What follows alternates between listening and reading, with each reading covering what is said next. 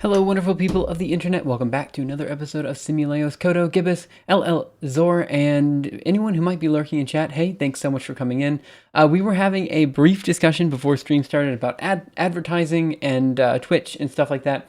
So the truth is, I used to have the ability to run a 60-second ad break on my channel, which would allow me to keep ads from being played. I still have that ability, which will allow me to keep ads from being played for like 20 minutes or so, up to 40 minutes. So it's one of those things that I could just periodically do, like an ad break, and just say, you know, like every once in a while I just do an ad break so people don't get pre-roll ads.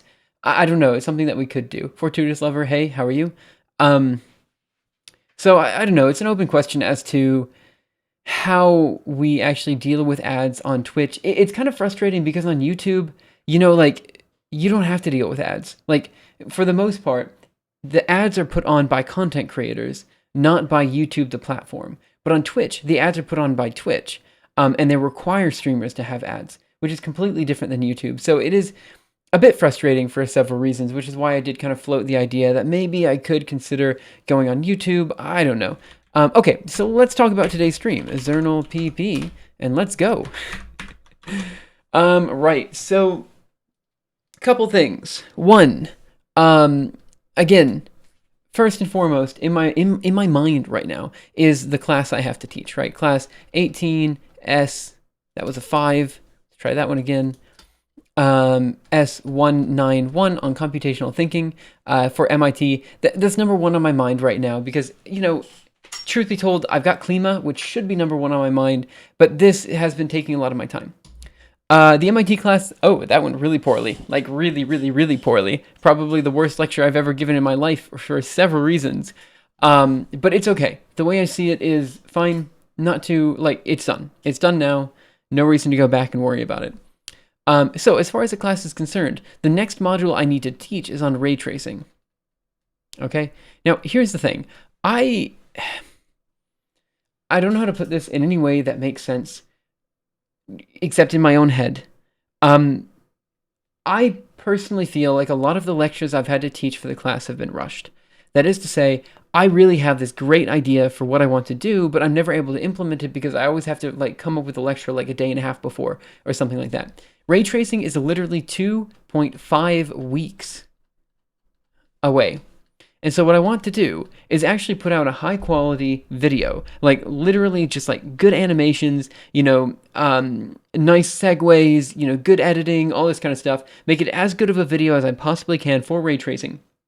Put it on my channel, and then have that also have an accompanying algorithm archive article. And then on top of all of that, how do I put this? I want to then put it into the playlist and stuff like that. Yeah, there are a few hiccups at the start. Yeah, it was rough, but it's okay. Like, again, I'm not too worried about it. I did put up an edited version of it, so it's available with like 10 minutes less of technical glitches, but for the most part, it's okay. Again, I'm not too worried about it. What happened. I missed a few bits because I had to skip over them because of some technical difficulties in the start. So that's number one on my mind. Number two on my mind is Klima, right? Because that also is technically what I'm paid for. So, you know, this is where I get money. So I kind of have to do that. And number three on my mind is my online content. Now, this sucks because the online content is the one that, as I've mentioned before, builds into something. So what I'm trying to do is I'm trying to make it so the class also doubles up with my online content, which will help me like not be dead in this space.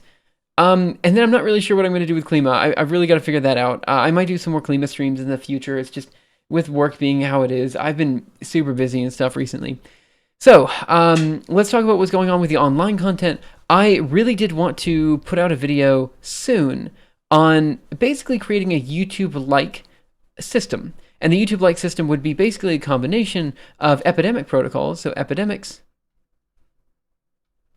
and affinity propagation, which is a form of like k-means clustering or something like that. It's similar to k-means clustering or something. So by adding these guys together, we can basically module or simulate the spread of a video across a network of people who are interested in watching video content. It's actually quite cool. We made it already, but we didn't really get very far with it. So I did want to like turn this into a YouTube system, like a YouTube-like system, and have a video like how to make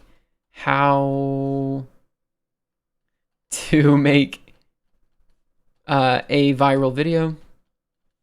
So this is also on my mind, but I think for now we're going to have to scratch this and we're going to move on to the ray tracing video. It's going to be just as high quality, hopefully, as this one would be, but I just don't have time. I have to scratch that one, which really sucks. But anyway, it is what it is. That's why I want to double up on both the content that I'm doing for work and the content that I'm doing for my online stuff. That way I can basically make the online stuff I want to make without falling up behind in lecture. It's kind of a very weird situation. Tommy2010, how are you? I hope you're having a great day. So let's talk about ray tracing, and basically all I remember, because it was literally 3 years ago when I did ray tracing last. We'll start with the basic idea. We have this equation known as Lenz's law. All right. The reason I was is because I don't actually know the best way to introduce this. So we're going to have a body of water in here. And in fact, let me do it this way. So we're going to make it so it's clear it's a body of water by making a big old paint bucket. This is a body of water. Okay. And then we're going to draw a single line, and it's going to be going from the top to bottom here. Okay. So this line corresponds to the normal. And the normal is basically any like line that's going perpendicular to a surface. So this is going to be called the normal. Okay, so Lenz's law basically states that the n1 over n2 is going to be equal to sine of theta 1 over sine of theta 2. The idea here is that if we have light coming in, I'm going to draw light as yellow, and I'm going to have some sort of line coming in at some sort of angle, it will bend towards the normal. Ooh, that's not going to work, is it? Let's try that one again. It will bend, okay, it will bend towards the normal in this new medium. And then when it leaves the medium, it will then leave at the same angle that it came in at. So we can call one of these angles theta 1 and the other angle theta 2. And the idea is that, 1 is going to be outside of the medium and 2 is going to be inside the medium. And n here is a refractive index. So the refractive index of air is like 1.0. Glass is going to be, I don't really remember. I'm going to say it's like 1.4 or something like that. Let me do that in dark blue so it might be a bit easier to see. Nope, that is harder to see. Let's go back. Maybe green, 1.4 or something like that. The point is, as light enters a new medium, you start to see a bunch of, you start to see the rays of light kind of change and stuff. So when we talk about ray tracing, essentially all we're doing is we're tracing these rays of light as they go through different mediums, as they're reflected off of different objects. And so, for example, if we have an object here and we have the camera, I'm going to draw it as this little eyeball here. The idea is that we have a light source, light comes off, it reflects off there and goes right into the eye. Or it could go through a lens where it goes in here, kind of goes through there, and then hits the eye over here. The point is, we have to basically modulate. You're right, it's called Snell's law, which is Lenz's law. It is called Snell's law, I'm dumb. Lenz's law. What is this one? Lenz's law. Ah, right. This is the electromagnetic one. My bad. And it's with a Z. Snell's law. You're totally right. I'm sorry about that. Snell. It'll forever be in green. Recorded in video content so people can look at it later. My understanding of ray tracing is basically simulated optics in reverse. Yep, that's basically what it is. So that's kind of what we're doing. So today I'm actually just going to be doing more reading, trying to figure out if there are, trying to figure out what the state of the art is for ray tracing. I understand the physical simulation here. We're literally just modulating or we're just basically solving this equation with time. It's not particularly hard. However, the question is, what exactly makes this useful for like 3D rendering and stuff like that?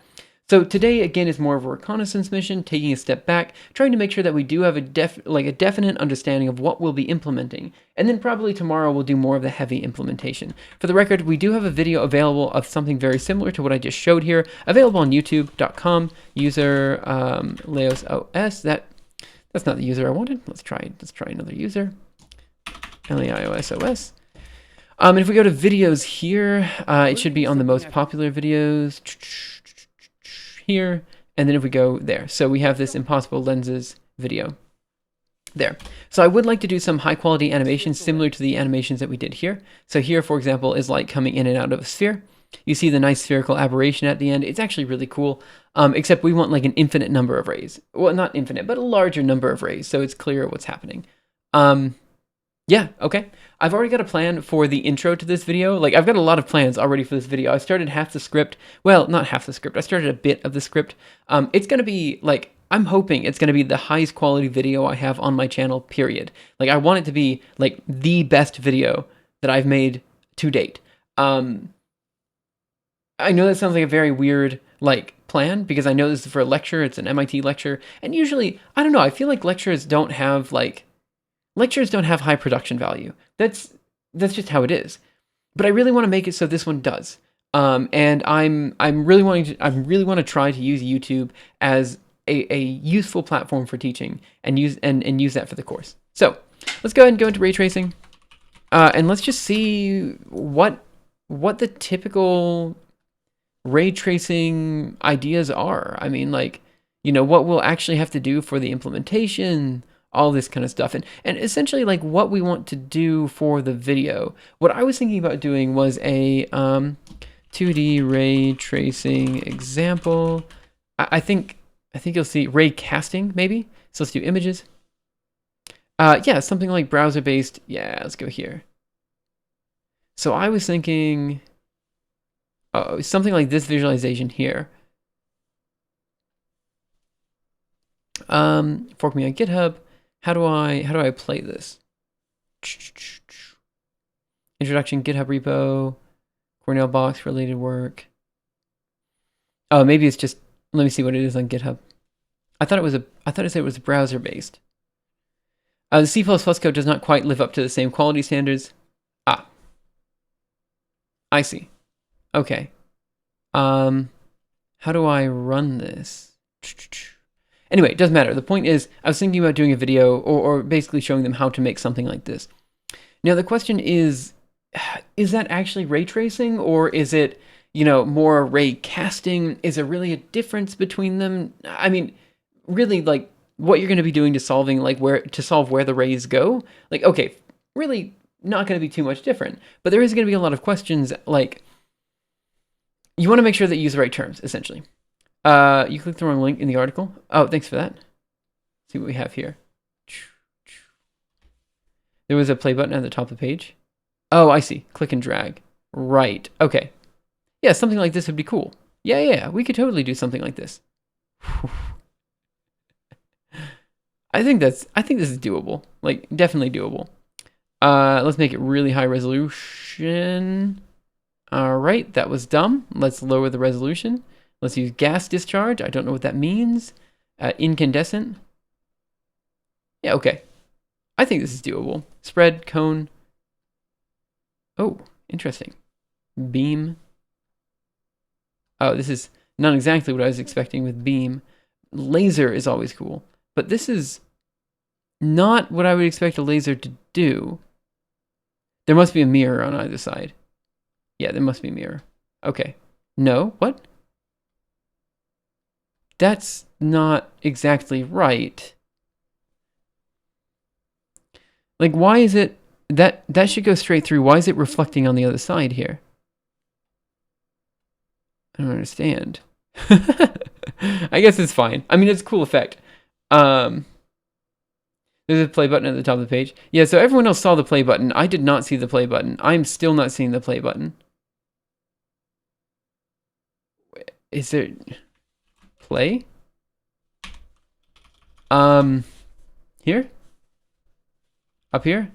Ah, try. Yeah, so this is the thing. I miss anything that's colored, right? So because this is trying your browser, like my eyes just don't look at it at all. The wall disperse light, they're not mirrors. Right. So, but what I'm saying is, look at how this light goes. How does it hit here? Like, okay, so we'll just have it go this way. Why are all the rays doing that? Right. So obviously it just disperses there. But if I have it go through here, then it's doing things. I don't know if that's the right angle. I don't know. I mean, I'd have to like do the math, but I'm just kind of surprised by some of this movement. Like I believe that there's total internal reflection there, and that's probably fair. Like this one, I'd probably believe. And there's always going to be some reflection, so that's fair as well. It's just the sheer number of rays makes this like impossible to really visualize, you know? Anyway, so my issue with this is that it's a big blue button. Like, I mean, I'm not going to lie. I know I'm not a web designer. I know, like, I don't understand the internet. That's also true. But if you put something in a big blue button, I'm not going to see it. Like, it's just, my eyes are not going to look there. My eyes naturally start going to the text. Like, that's just where my eyes go. So, like, this is hard to see. Anyway, there are also maybe rounding errors caused by low resolution. Could be. Yeah, we could try a higher resolution. Let's go over here. Let's just try one up. It seems to be doing just about the same thing. 1690 by 900. Anyway, it's not too big of a deal. Okay. So again, today is just going to be a reconnaissance mission. We're going to go through and just do some reading, try to understand ray tracing, just a Wikipedia article. Like, this should be straightforward, I imagine. I mean, I've done the simulations before. I just want to kind of get an understanding of what when people think of ray tracing, what they typically think of, because I think it's different than what I think of when I think of ray tracing. Because again, I've got a PhD in computational physics, and a lot of that was optics. So when I think of ray tracing, I think of it more from the perspective of someone trying to understand what light is physically doing, not from the perspective of someone trying to create a photorealistic image, right? So that's also kind of a different idea. It's from a different perspective, right? So we go ahead and close that. Close the lenses law because I was just dumb. And let's go over here. Cool. Okay, so today's the day where we just read Wikipedia, and we will definitely go through more information. We'll do a lot more stuff later. This is again just starting things fresh, or starting things at the start.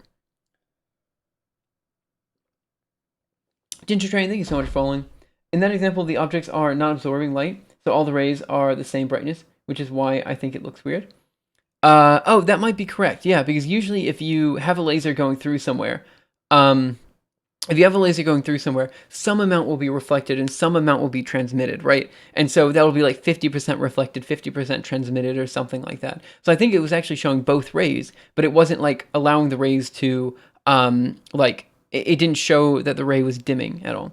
If IIRC, the picture on the top Wikipedia article, got the guy who rendered it a job at Pixar. Oh, really? Interesting.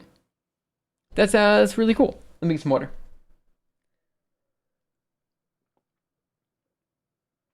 Okay, so I realize this might be a bit weird. I don't know if these streams are actually, like, I'm always curious to see what people say about these streams. There are certain times I just stream me reading papers or reading through Wikipedia articles and trying to understand something. And I don't know if this is actually worth streaming. I actually very much enjoy just doing this on my own time. But at the same time, I needed to do a stream today, and I had meetings basically all day until essentially 5. And then I had to wrap up some emails and stuff, so I wasn't able to stream until 6. And so because of that, I figured, let's just do a stream, read through some papers. If this isn't your bag of worms, I totally understand. Feel free to come back tomorrow when we do more implementations. The guy is also a Wikipedia editor. So that item is on Wikimedia as own work. Interesting. Okay, so in 3D computer graphics, ray tracing is a rendering technique for generating an image by tracing the path of light as pixels in an image plane and simulating the effects of its encounters with virtual objects. The technique is capable of producing a high degree of visual realism, more so than typical scanline rendering methods, but at a greater computational cost.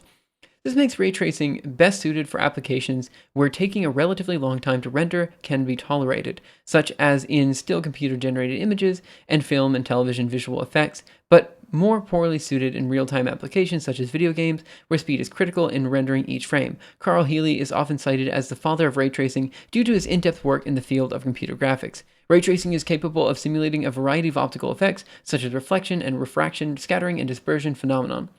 Path tracing is a form of ray tracing that can produce soft shadows, depth of field, motion blur, caustics, ambient occlusion, indirect lighting, and indirect lighting. Path tracing is an unbiased rendering method.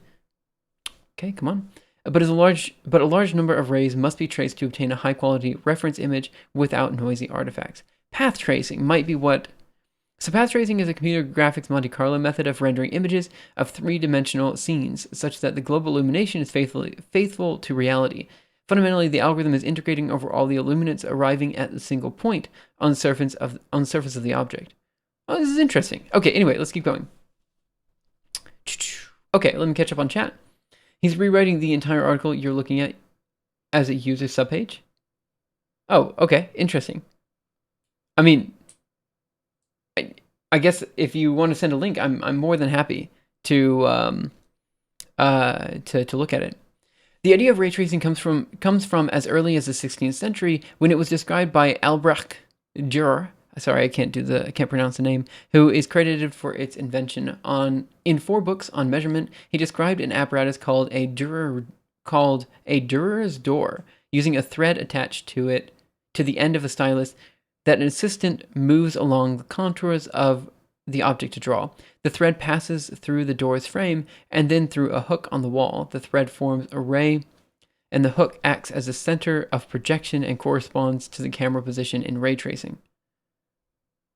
I'm not sure. Let me Google this. I need a picture of that. Oh, it's probably right above, and I'm just dumb. Okay, so here's his door. Okay, so from 1525 shows the use of Dürer's door. This image by Albert Dürer,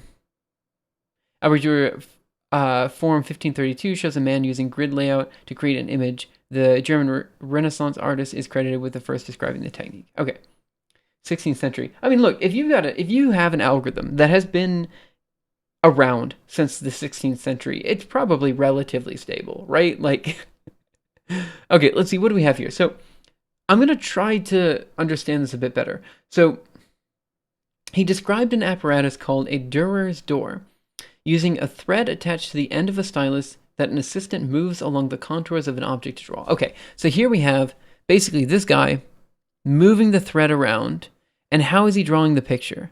So the picture, how is he drawing the picture? So I assume this is the guy moving around the object to draw, and this person is... Euclidean division algorithm has been around for 2,000 years. It's the stablest algorithm. Man, speaking... Yeah, okay, there's a lot of like... Yeah, there's a lot of that. Okay, the thread passes through the door's frame and then through a hook on the wall. The thread forms a ray, and the hook acts as a center of projection and corresponds to the camera position in ray tracing. The thread forms a ray, and the hook acts as a center of projection. Okay, so the idea then is that, again, so the camera is this thing back here, and we have this person. Where does the drawing happen? So we move this thing around, the object you want to draw, whatever that thing is, here's the object you want to draw. That's fine. Then so the light is going to be coming from this guy. And then, does he just close the door? So he holds his hand there, and then he closes the door and puts a dot down? I assume what's going on here is that the drawer holds his hand up where the thread is in frame, and then the panel is closed to the point may be drawn in that as a position. Yeah, that has to be it, right? I want to build this. I really want to build this. That's on my list of things to build. In fact, let me just send this to a friend of mine, like right now. Give me just a second. You guys, I'm gonna send this to a friend of mine. You guys can't see what I'm doing. I do apologize for that, but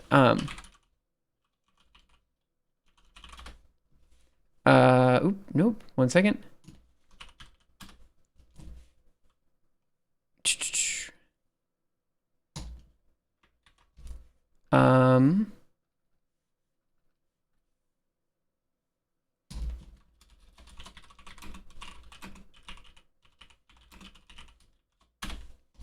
Okay, I'm back. Let's see. That's a cool thing. Yeah, so what's happening is the following. This is ray tracing. I want to do path tracing. Okay, so this line is a line. So we have some person holding the line on the object so this person wants to draw. This guy over here is an artist. He wants to draw something, right? So then this guy over here has some point that's holding onto a string, and that string is attached to a hook over here. So what's happening is this guy moves around in the plane of this object that he's trying to draw. So he just moves the string around. Then what ends up happening is this guy holds his hand wherever that string is. They shut the door, and then he makes a mark on the piece of paper. So that's what's happening. Like, the idea is that we have a ray going from the object that needs to be drawn to this hook, and then somewhere along the ray there's a door. You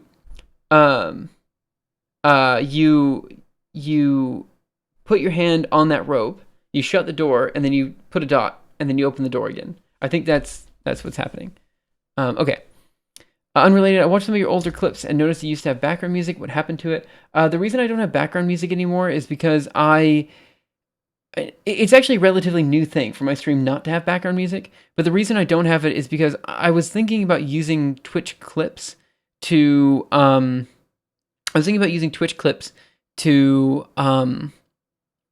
like in my YouTube videos and stuff like that. So I took it down. I mean, I'm happy to, here, let me just go ahead and turn it back on for today's stream and see if you guys actually appreciate it or not. I mean, it's up to you guys. So let me do that. Oop, hello. Let me do that really quick. So, studio mode, just desktop? No, startup, VLC video source. I need to think about how I'm going to do this really quick. I'm not very good at this. So I want to duplicate this. So copy, and then over here, I can do paste, and then VLC video source. 1 second. You use the Twitch music thing? There's a Twitch music thing? I never heard about that. I think if I just go back to not studio mode, I do desktop audio, and then I'm sorry. I know that's really loud. Let me drop this down. Maybe something like that? I think maybe that's okay? I don't know. So I usually had music playing like this in the background. It's in beta, I think. I didn't know there was a Twitch music thing. Let me just listen to my own stream just to make sure you guys can, just to see what you guys are hearing. See if that's okay. Oh no, I missed it. It's inaudible now. Okay, let's try that again. Move it up a bit. Something like this. Sorry about the infinite recursion thing. It was okay when you said it was loud. It scams musicians though. Oh, the Twitch thing. I can, maybe something like this is okay. How's that? I mean, we can keep messing around with it. This stream is probably not going to be up on YouTube anyway, so Linux distro. I'm using Arch Linux. Okay, so again, the music is it's by Josh Woodward. He's one of my favorite musicians. I just like his stuff. Also, all of his stuff is Creative Commons. So, okay, so I think we have an idea of how that works. Let's just keep going. Again, if the music's too loud or if it's too quiet or anything like that, let me know as well. So while at General Motors Research Lab from 1978 to 1980, Scott Roth used the related term ray casting in the context of computer graphics. The first film to use ray tracing was Complete Angler, 1979, produced by Bell Labs engineer Turner Whitted. Until 2013, large-scale global illumination was faked with additional lighting for major films. The 2013 Pixar film Monsters University was the first anime film to use ray tracing for all lighting and shading. Interesting. It took until that long? Huh. Right, again, guys, if you have any comments, questions, concerns, let me know. I thought... So this is really just for still images, then? I mean, I know tracing is slow, but I thought that it was... What does Pixar use, then? Is my question. Is it...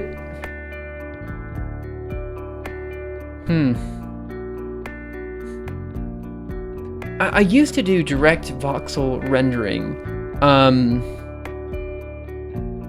Anyway, Pixar uses path tracing and render farms. Path tracing. Most animated films don't look realistic. I mean, I guess you might be right. So path tracing and computer graphics. Oh yeah, path tracing. Is path tracing basically... I feel like path tracing is ray tracing Monte Carlo. That's what I feel like it is. So the pseudocode is a procedure for performing naive path tracing. The trace path function calculates a single sample of a pixel where only the gathering path is considered. Interesting. Okay, yeah. Okay. I mean, if they use path tracing, then that's fine. So optical ray tracing describes a method for producing visual images constructed in 3D computer graphics environments, with more photorealism than either ray casting or scanline rendering techniques. It works by tracing a path from an imaginary eye through each pixel in a virtual screen, and calculating the color of the object visible through it. Scenes in ray tracing are described mathematically by a programmer or by visual artist. Typically using intermediary tools. Scenes may also incorporate data from images and models captured by means such as digital photography. Typically, each ray must be tested for intersection with some subset of all objects in the scene. Once the nearest object has been identified, the algorithm will estimate the incoming light at the point of intersection, examine the material properties of the object, and combine this information to calculate the final color of the pixel. So once the nearest object has been identified, the algorithm will estimate the incoming light at the point of intersection, examine the material properties of the object, and combine this information to calculate the final color of the pixel. Okay, fair enough.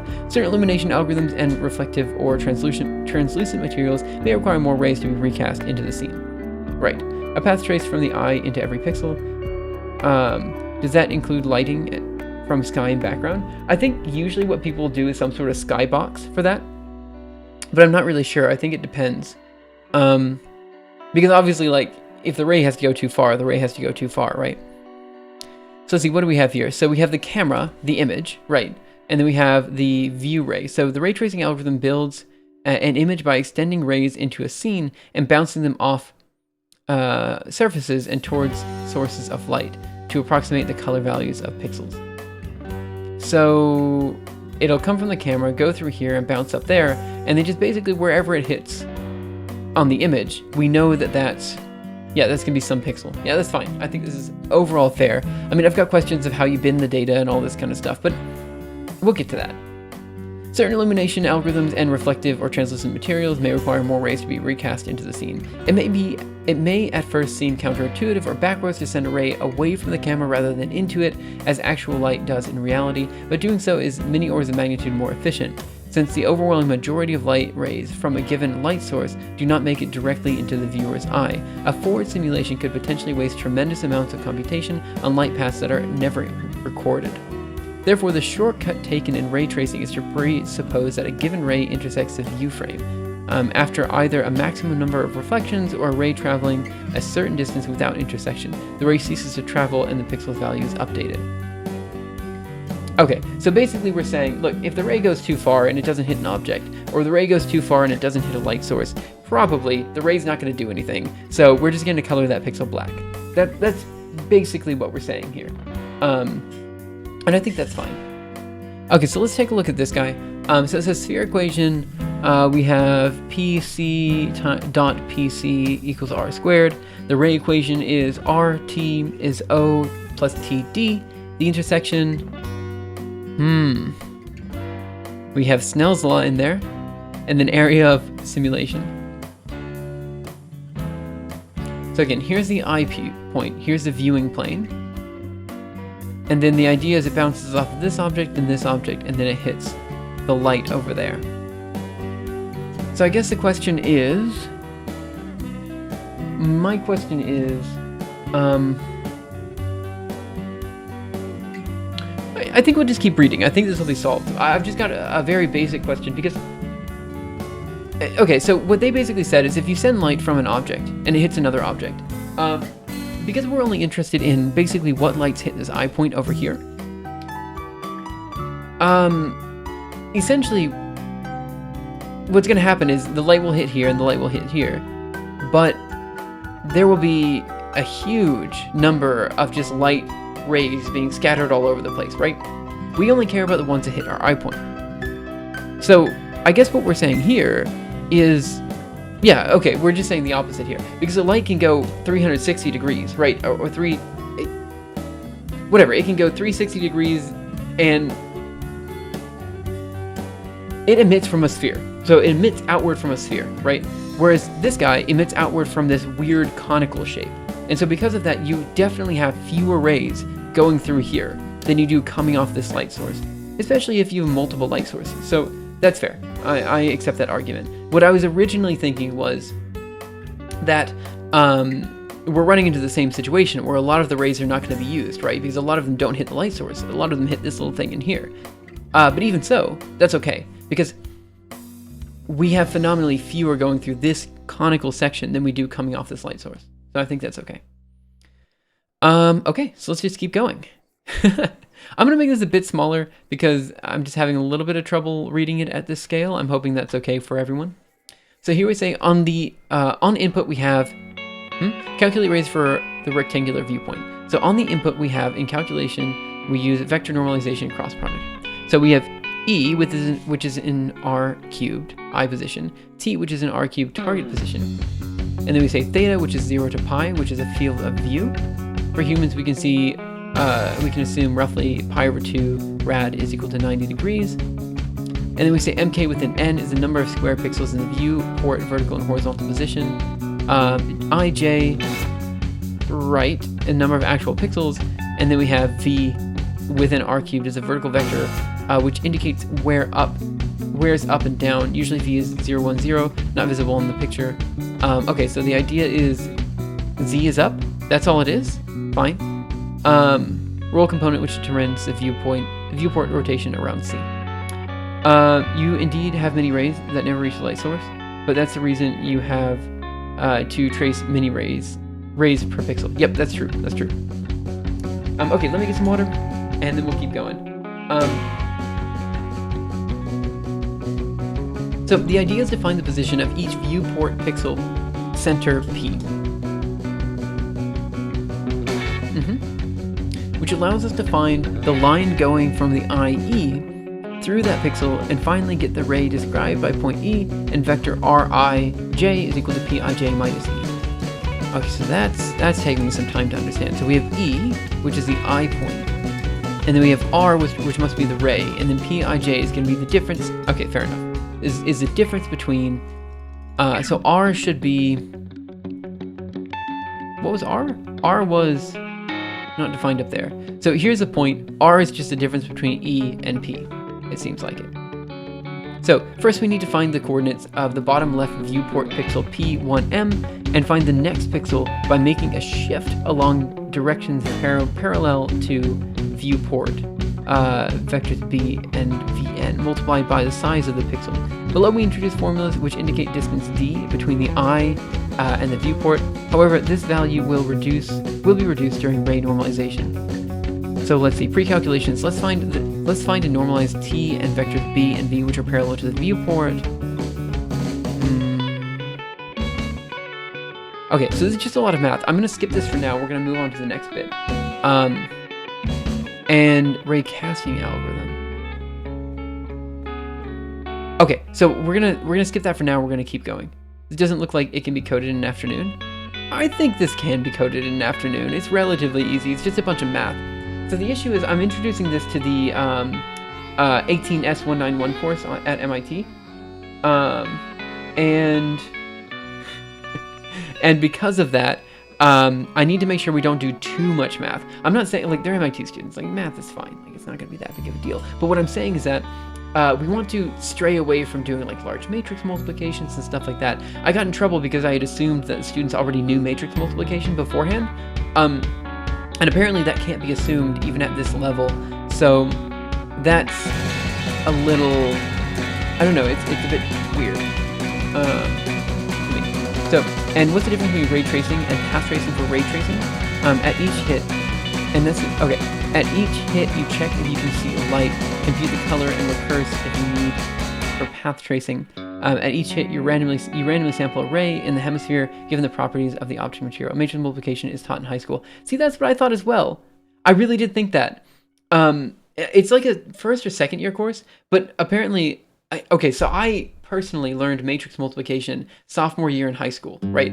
So when I was told that I couldn't use matrix multiplication for the class, I was actually kind of confused because, again, I learned it sophomore year in high school. This wasn't like something I learned like in my final year of high school in an optional calculus class or something. No, this was like basic, beginner stuff.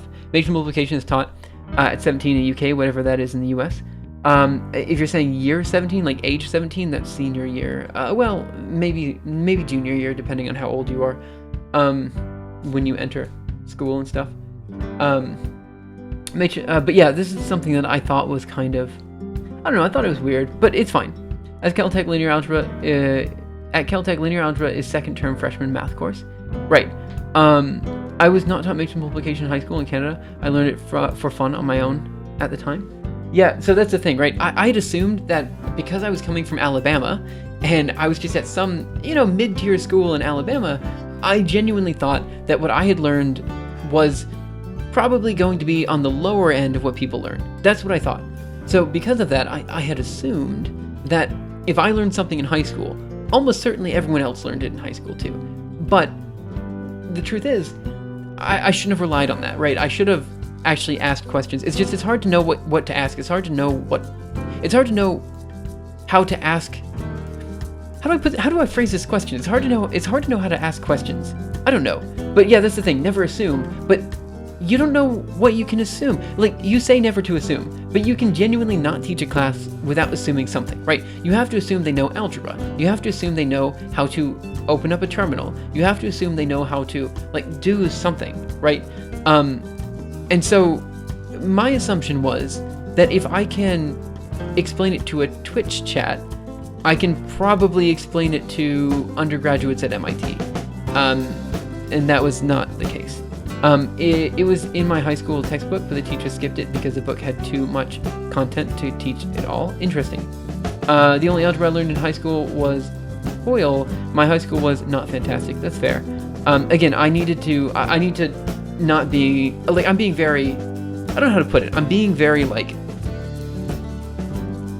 I do this thing a lot where I think if I know something, everyone else should know something, and that's not always the case, because I realize, look, I've got a PhD in computational physics. Clearly, I'm going to know stuff that other people don't know, You're lucky high school in my country doesn't need you time to do a lot of extra stuff. Lucid streams is the only way I spend my free time. Oh, I'm sorry about that. Well, I mean, I'm happy you're here, but also, I'm sorry you don't have very much free time. Let's see. Social conversation is 99% assumption. It's impossible for a sentence, to form a sentence without assumption. Who can't open a terminal? Yeah, that was not the case. The trick is to ask what you're allowed to assume. Right.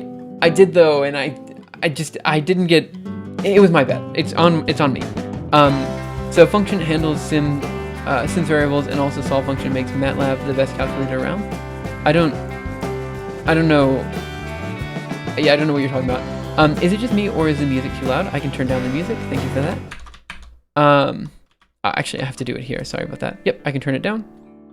Again, I don't actually know what it sounds like to you guys at all, so I have no idea. If you're on Twitch, more than likely your own free time. The fact that viewers watch this kind of content on their own time says something about the viewers. Yeah, I think that's fair. Function handles sims variables. Okay, we're all intellectuals. I don't like the word intellectuals, actually. WBS, Wofford1, and Telster Mala, thank you guys so much for following. Really appreciate it. Like, the word intellectuals has been hijacked by people who are pseudo-intellectuals, and I get a lot of pseudo-intellectuals in my chat. Well, not in my chat, but on my YouTube videos and stuff like that. People who are watching my videos because they want to feel smugly superior to other people. I don't like people who do that. Thanks for that, Gibbous. I really appreciate it. Perfect now. Thank you, Codezilla. I appreciate that. Again, just let me know. I can't hear it on my end, so if the music is too loud, I can tone it back and stuff like that. So just, you guys have to let me know when that happens, and then I can kind of modulate it a bit. But yeah, let me just, I know this is lame because I always do this. I always open up a freaking Zernal PP and I just talk about it for a second. I do have a bit of a problem with pseudo-intellectuals. Pseudo-intellectuals. I don't even know if I spelled pseudo right, but the issue is that there's a lot of people who really just want to feel smugly superior to other people, and it pisses me off. You know, because, like, I mean, maybe it's just because I have a lot of imposter syndrome, and I hate this idea so much that it's just like the direct opposite of how I think. But there's just a lot of people who, like, they continually, every conversation, they just try to be the smartest, and it's so hard to deal with those types of people. That's it. Thank you for telling me pseudo.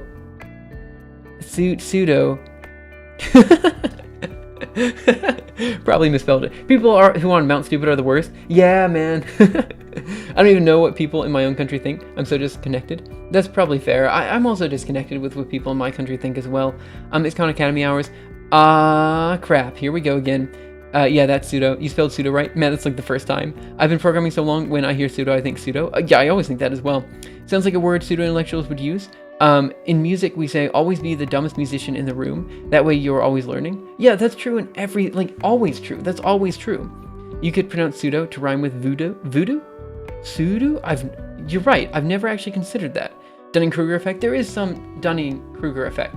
But again, I don't think this is so much Dunning-Kruger, because Dunning-Kruger is the whole idea that, you know, you start off knowing nothing. Then as you start to learn a lot, your confidence, here we're going to draw confidence and knowledge. Knowledge?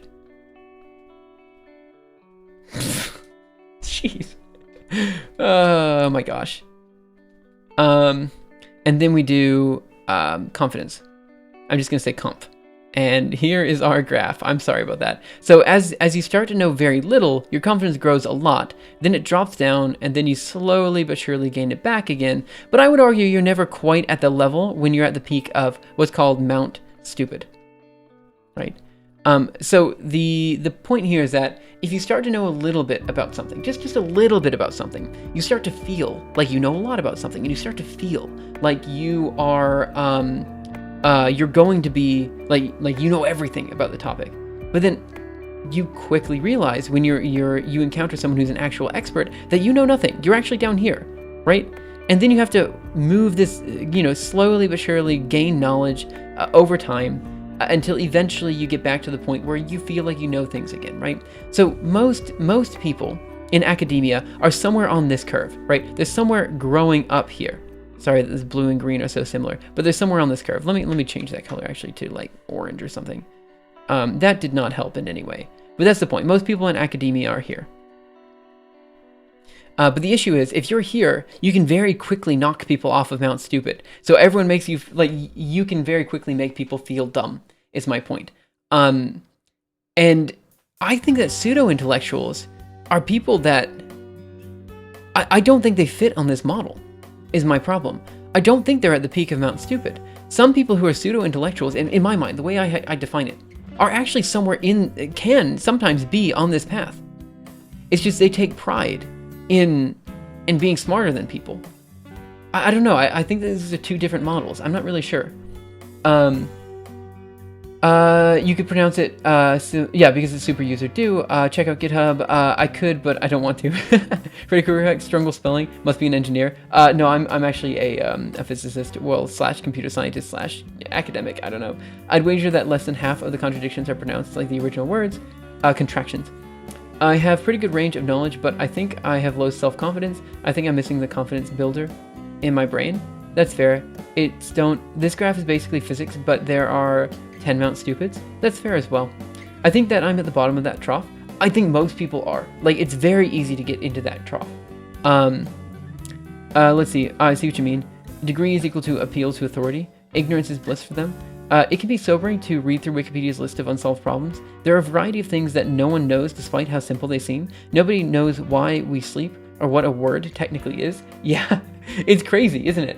I think I missed Costrahan's follow. Thank you so much for following. I really appreciate it. But anyway, that's my rant for today. Let's go back to ray tracing. I do these rants a lot. I know I probably shouldn't rant so much. How do eels have sex? Oh, that is actually an unsolved question. I'm also a physics CS hybrid who works entirely in CS. It's an interesting place to be. Yeah, anyway, my point is, if you're one of those people who find yourself, I guess, who find yourself constantly interrupting people and find yourself, always... Okay, I think here's a good metric to know if you're in this category of people who are pseudo-intellectuals or not. If someone corrects you, and you become angry at that correction, right? If someone says you're wrong, and you feel mad that this person corrected you, even though that person is right, and you know that person is right, then you're probably somewhere on that pseudo-intellectual spectrum. And I know that hurts to say, or hurts to hear, but it's probably true.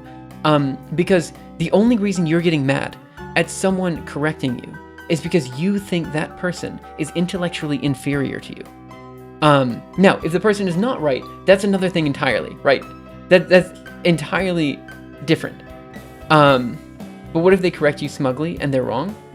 Okay, you're right. The power dynamic here, I was specific. Okay, you guys are totally right. I do apologize for that. There's a power dynamic there. Like, I was thinking like, You're right.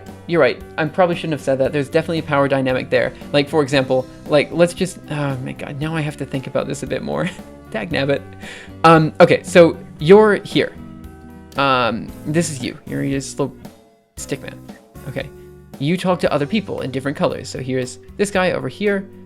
And, this girl over here, pink because I'm sexist. This girl over here, green because I'm trying not to be sexist. The point is, you have a bunch of people in different areas. Like, some people are on the same social totem pole that you are. Some people are higher. Some people are lower, right? If you're interacting with your peers, someone who is on the same level as you are, and you get frustrated when they correct you, then that was the level that I was talking about. Like that, I was saying that if you're on the same level as someone, and that person corrects you, and you know they're right, and you get angry about it, that's what I was talking about specifically. However, smugly assuming everyone has 2 arms and 2 legs, guys, come on, there's some level of assumption I have to make, and the assumption that everyone has 2 arms and two legs is okay for most people, I would argue. So, like, I would say if anyone in these categories corrects you and you feel upset about it, that's probably when what I was saying before about you getting angry shows that you're probably in that pseudo-intellectual camp. However, if someone above you, in the tier above you, here, corrects you, and they're the ones being smug, and they're being angry even though they're incorrect, obviously, then, yeah, okay, you're right. I should have thought that out before I said that. I do apologize for that. Let me go ahead and catch up on chat here. I came for the rant, I stayed for the ray tracing. Let's see, I missed a lot of this. Or for someone more relevant here, how are you actually supposed to multiply numbers on a computer? Ah, interesting. I feel like like a pedant when talking to a peasant when talking to CS people, and also a slob when talking to mathematicians. Oh, I hear you. I hear you so much. Total signs of an unintelligent. What if they're not right? But what if they correct you smugly and they're wrong? Then they are a pseudo-intellectual. Power over nature, power over people. I would feel very uncomfortable when I ask someone something and then they say something that is wrong.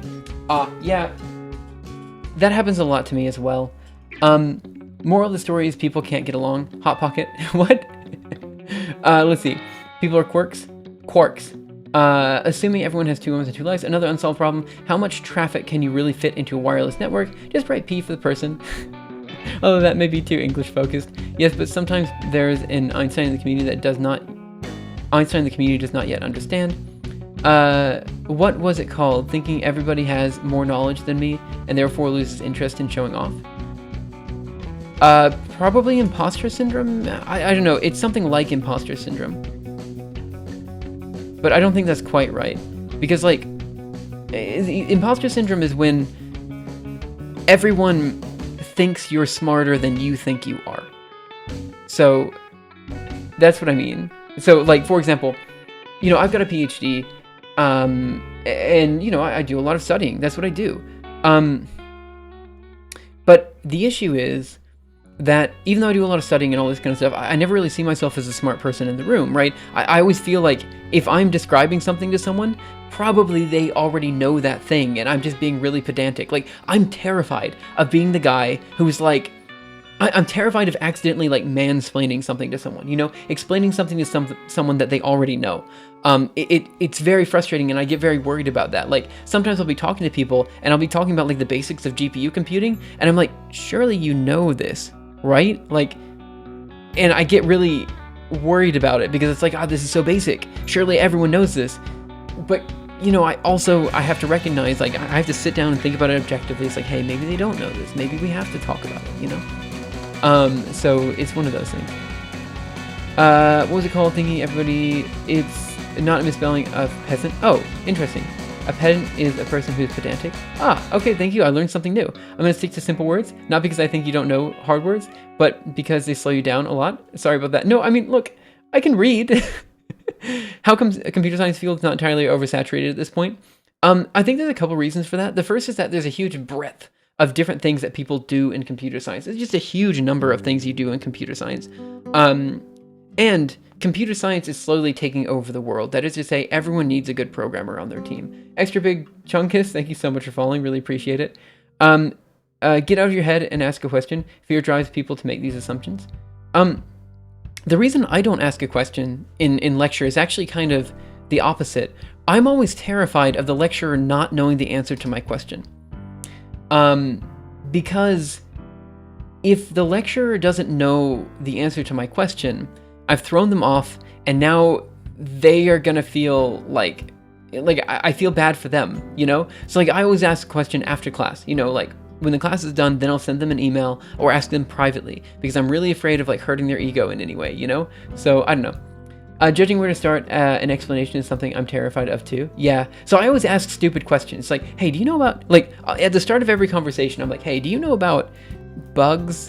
And they're like, no, I don't know anything about bugs. So I'm like, okay, so a bug is a 6-legged creature with a hard exoskeleton. You know what I mean? Like, I always ask these questions because you never know where people are starting, you know? I just think it's called, I think that's just called being discouraged. Oh, that could be true. I don't think you should worry about it. I think of it as providing context, judging where to start an explanation. Fun fact, what is the probability that the sun will rise tomorrow is technically an unsolved problem? Is it now? Interesting. Mainly due to the lack of well-defined terms. I think the development side of computer science is oversaturated. Since development jobs pay well, everyone wants to be a developer. That's probably true. I think computer science is very saturated. It's the most difficult to get into as a university alongside law and medicine. Is it? Because I feel as a computer science professor, it's actually easier to become a computer science professor than it is to become like a physics or biology professor, you know? Not all bugs have 6 legs. I'm sorry. Check out the GitHub sponsor page. You're thinking of insects? Jeez. Guys, you guys are awfully correcting me everywhere, like constant corrections. TS is the hardest to get at a university, at least in my country. So the question of, like, I should stop ranting. Everyone says that physics is one of the hardest majors to get, right? This is just what they say. And so physics attracts a lot of people because they think that physics is the hardest major, so you might as well do physics, you know? And there's a lot of truth to this, that physics is a difficult major. It definitely is. But I find it hard to believe that, like, some majors are intrinsically harder than others. Like, certainly, like, people say you take psychology degrees because they're easy, and I did find that the these psychology classes that I took were easy, you know, for me personally. but also I did psychology research, so of course it's easy.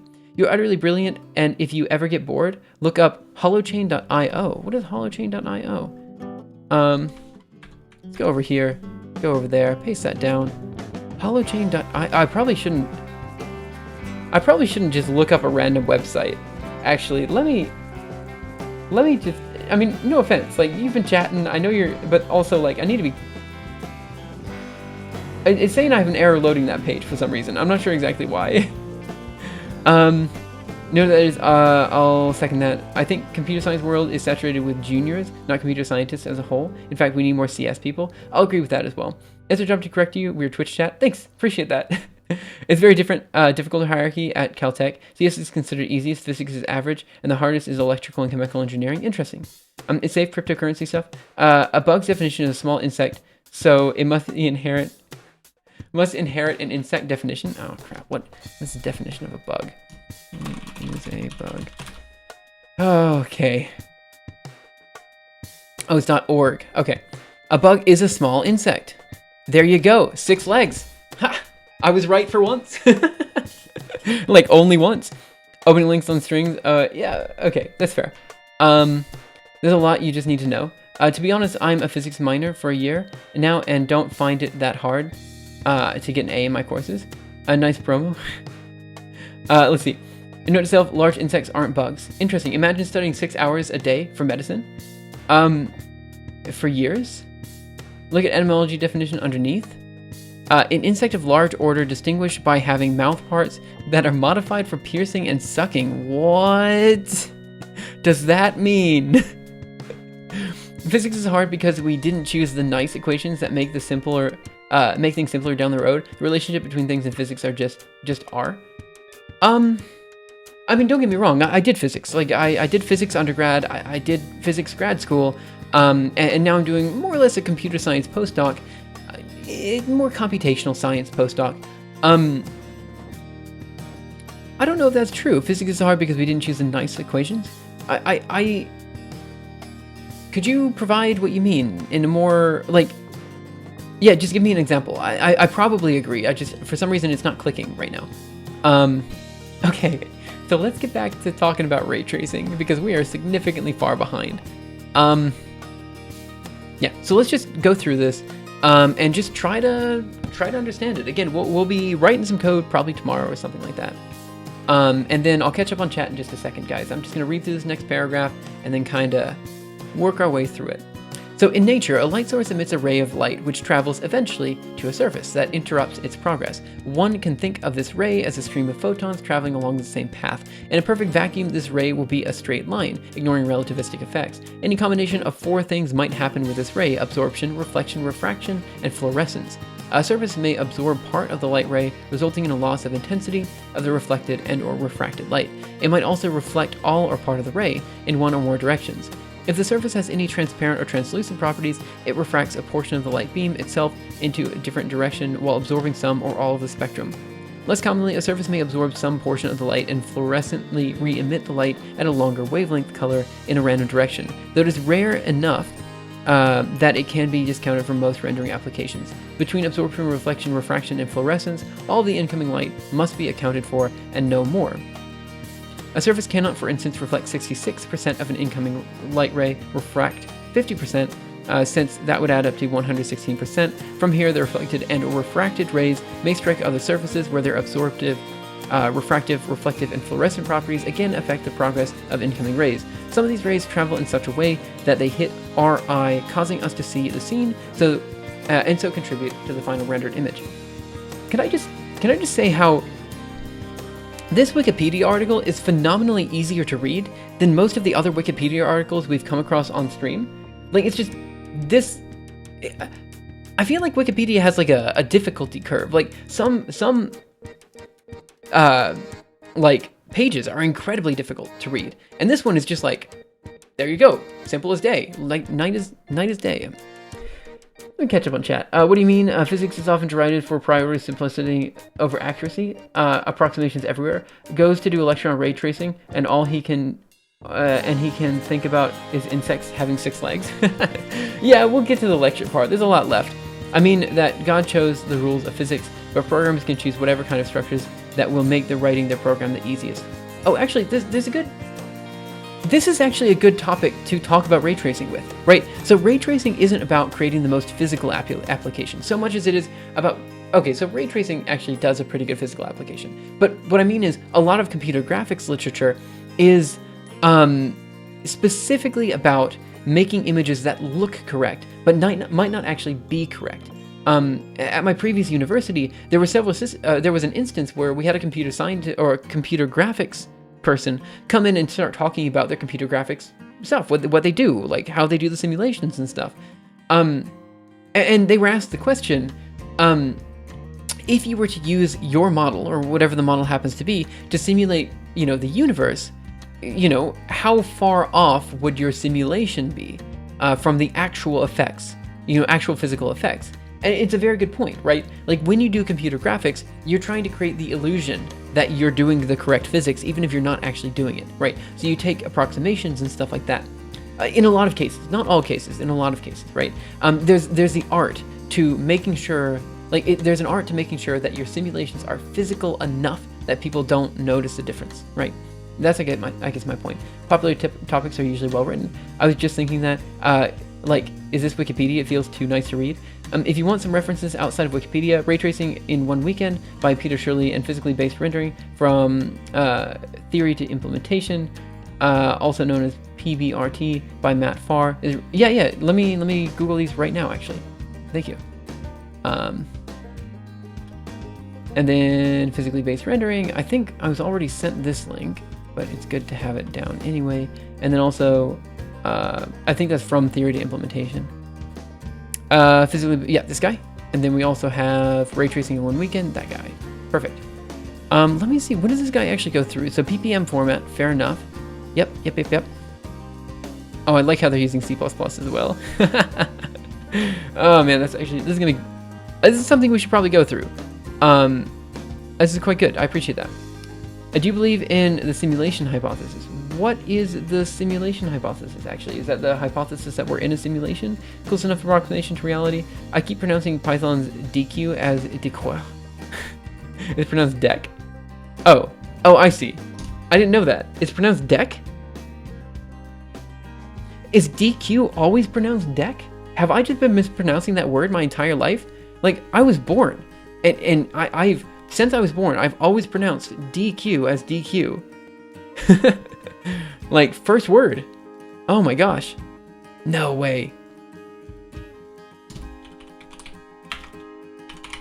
No way. DQ. Okay, but DQ is different? Oh, double-ended. Okay. No. What? Yeah, this is what I usually use it. DQ is usually this. Double-ended Q. Okay, wait a minute. The dec is an abbreviation for the... Okay, learn something new. Okay, so this is dec, double-ended Q. Okay, but this is pronounced DQ. Cool, okay. So the act of removing the item from the queue is DQ, but the concept of a double-ended queue is a dec. Is that correct? Leo's first word was DQ. No, actually, my first word was like a full sentence. I apparently just didn't speak until I could ask the question, "What you doing?" And so that was apparently what I don't know why I said that. Like, under what situation would that be okay to say in like regular conversation? But technically, it's trilemma, the simulation argument. Dec is not equal to DQ, they're different words. Fair enough. Leo's first words was DQ. Dec, usually pronounced dec, is irregular acronym of double-ended Q. Fair enough. Appreciate that. Thank you. Okay, so let's just go back. Ray tracing algorithm. So the first ray tracing algorithm used for rendering was presented by Arthur Appel in 1968. This algorithm has since been termed ray casting. The idea behind ray casting is to trace rays from the eye, interesting, one per pixel, and find the closest object blocking the path of that ray. Think of an image as a screen door, with each square on the screen being a pixel. This is then the object the eye sees through that pixel. This is then the object the eye sees through that pixel. Is that a sentence? This is then the object the eye sees. This is then the object the eye sees through that pixel. There we go. Using the material properties and the effect of the light in the scene, this algorithm can determine the shading of this object. The simplifying assumption is made that if a surface faces a light, the light will reach that surface and not be blocked or in shadow. The shading of the surface is computed using traditional 3D computer graphics shading models. One important advantage raycasting offered over old scanline algorithms was its ability to easily deal with non-planar surfaces and solids such as cones and spheres. If a mathematical surface can be intersected by a ray, it can be rendered using ray casting. Elaborate objects can be created using solid modeling techniques and easily rendered. Okay, fair enough. Here come Whitted and Kajia. Fair enough. Recursive ray tracing algorithm. The next important research breakthrough came from Turner Whitted in 1979. Previous algorithms traced rays from the eye into the scene until they hit an object, but determine the ray color without recursively tracing more rays.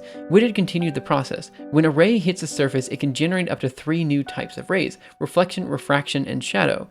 A reflection ray is traced in the mirror reflection direction. The closest object it intersects is what will be seen in the reflection. Refraction rays traveling through the transparent material work similarly, with the addition that a refractive ray could be entering or exiting a material. A shadow ray is traced towards each light. If any opaque object is found between the surface and the light, the surface is in a shadow and the light does not illuminate it. This recursive ray tracing added more realism to ray traced images. I don't know if I fully understand why we're tracing the shadow ray. I might have to reread that to figure that out. Also, I dropped something. All right, I picked that something up. Okay, so a reflection ray is traced in the mirror reflection direction. I understand that. The closest object it intersects is what will be seen in the reflection. Fair enough. Refraction rays traveling through transparent material work similarly, with the addition that a refractive ray could be entering or exiting a material. A shadow ray is traced towards each light. Okay, if any opaque object is found between the surface and the light, the surface is in shadow and the light does not... I see. So basically what you're trying to do is you're trying to see... Yeah, so this is what you're trying to do. You're trying to find if there's a shadow on the reflected objects. So that's why you have to cast the shadow. Because if you don't cast the shadow, then that's not going to appear correctly. Yeah. Let's see. Shadow rays sound like the wrong name. Let's see. Ray tracing algorithm 50 years old, and we finally have ray tracing in games. I think it's more hardware limitation than a software one. Yeah, so the issue is if you're going to do ray tracing, it is super heavy, right? So you've got to make sure you have like time or you have computational capabilities to do that. That's how they avoid like 2 to the 20 calculations. Let's see. Shouldn't it be a light ray? Shadow rays determine if the thing the original ray hit is in shadow. Not as a production issue. They had ray tracing in movies for a long time. They just didn't have it in games, probably due to cost. Yeah, computational cost, I thought. Mount Maker, thank you so much for following, really appreciate it. The thing is that the calculation takes too much time, hours per frame, and in games we need a new frame at least 60th of a second. Both actually, ray tracing has its problems if you don't let it run for 24 months per image. 24 months? Wait, is that a render? Yeah, this is a render. Yeah, it must be a render. Music became too loud, in my opinion. Okay, I can drop that down. Fix that then. All right, drop it down here. Thank you for that. Okay. Cool. So maybe that's another reason why I didn't. I haven't been doing so much, like music playing, because I think for some reason like I might need to go through and like level out the audio and all the music so it's kind of consistent. Oh, Nixie Div, thank you so much for the raid. How are you? How was your stream? I hope you're having a great day. So, Nixie Div, they're often in the stream. They're a really cool person. What were you up to today? I hope you had a great stream and everything was hunky dory. I don't know. I hope everything went well. Okay. So let's go back over here and let's just see what we have. So advantages over other rendering methods. So is the recursive ray tracing, is that the last one that we did? Surely there's something beyond the recursive ray tracing algorithm, right? So advantages over other rendering methods. Ray tracing-based rendering popularity stems from its basis in a realistic simulation of light transport as compared to other rendering methods, such as rasterization, which focuses more on the realistic simulation of geometry. Effects such as reflections and shadows, which are difficult to simulate using other algorithms, are a natural result of the ray tracing algorithm. The computational independence of each ray makes ray tracing amenable to basic level of parallelization. Fair enough, but the divergence of ray paths makes high utilization under parallelism quite difficult to achieve in practice, specifically because of this recursive ray tracing method, right? You're a software developer? Yeah, I develop software. Yeah. Disadvantages. A serious disadvantage of ray tracing is performance, though it can in theory be faster than traditional scanline rendering depending on scene complexity versus number of pixels on screen. Until the late 2010s, ray tracing in real time was usually considered impossible on consumer hardware for non-trivial tasks. Scanline algorithms and other algorithms use data coherence to share computations between pixels, while ray tracing normally starts the process anew, treating each eye ray separately. However, this separation offers other advantages, such as the ability to shoot more rays as needed to perform spatial anti-aliasing and improve image quality where needed. Although it does handle interreflections and optical effects such as refraction accuracy, traditional ray tracing is also not necessarily photorealistic. True realism occurs when the rendering equation is closely approximated or fully implemented. Implementing the rendering equation gives true photorealism, as the equation describes every physical effect of light flow. However, this is usually infeasible given the computing resources required. The realism of all rendering methods can be evaluated as an approximation to the equation. Ray tracing, if it is limited to Whitted's algorithm, is not necessarily the most realistic. Methods that trace rays but include additional techniques, photon mapping, path tracing, give a far more accurate simulation of real-world lighting. That is good to know. Pretty good. Just got done with doing a custom file format for my file format as it uses file hash for storing the files. Oh, cool. So I wanted to still contain the original file name and some more information so that you can enable extra options for example syntax highlighting and for code files for auto-downloading images instead of showing them. File sharing server. Okay. File sharing server makes a bit more sense. But yeah, that sounds super cool. I'm glad it went well. I'm tired. Man, tell me about it. I've been exhausted like my entire life. That doesn't really help, but I'm always tired recently. Okay, so reverse direction of traversal of scene by rays. So the process of shooting rays from the eye to the light source to the rendered image. Let me reread that one. The process of shooting rays from the eye to the light source to render an image is sometimes called backwards ray tracing, since it is the opposite direction photons actually travel. However, there is confusion with the terminology. Early ray tracing was always done from the eye, and early researchers such as James Arvo used the term backwards ray tracing to mean shooting rays from the light and gathering the results. Therefore, it's clear to distinguish eye-based versus light-based ray tracing. Fair enough. While the direct illumination is generally best sampled using eye-based ray tracing methods, certain indirect effects can benefit from rays generated from the lights. Caustics are bright patterns caused by the focusing of the light off a wide reflective region into a narrow area of near diffusive surface. Interesting. An algorithm that casts rays directly from the lights onto reflective objects, tracing their paths to the eye, will better sample this phenomenon. This integration of eye-based and light-based rays is often expressed as bidirectional path tracing, but in which paths are traced from both the eye and lights, and the paths subsequently joined by connecting ray after some length.